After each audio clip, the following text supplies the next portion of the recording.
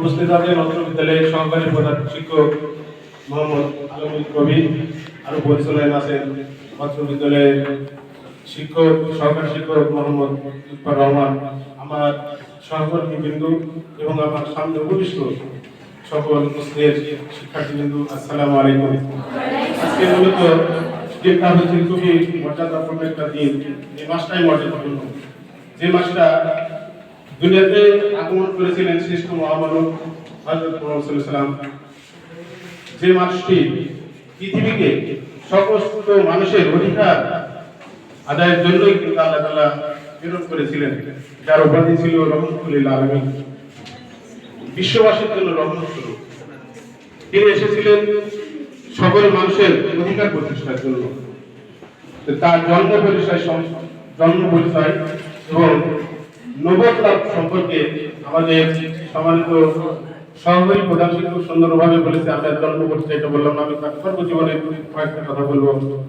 আসলে আল্লাহ রাসূলের কর্মজীবনটা ছিল দুই ভাগে বিভক্ত। 1 থেকে 40 বছর পর্যন্ত ছিল তার ব্যবসায়িক জীবন। যেহেতু সিরিয়ার ব্যবসার কথা আমরা শুনেছি, তিনি তার পাশাপাশি সিরিয়াতে কয়েকবার যাওয়ার পরে ব্যবসার পদ্ধতিটা শিখে নিলেন। তারপরে তিনি নিজের ব্যবসা পদ্ধতি চালু করলেন।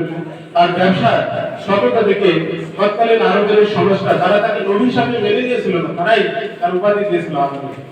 তার এই বিচক্ষণতা দেখে তৎকালীন ধনাঢ্য একজন মহিলা ব্যক্তিত্ব, যিনি হযরত মুহাম্মদ সাল্লাল্লাহু আলাইহি ওয়াসাল্লামের পরবর্তীতে স্ত্রী রূপে সম্মান পেয়েছিলেন, উনি তার এই সততা দেখে তার ব্যবসার দায়িত্ব দিলেন।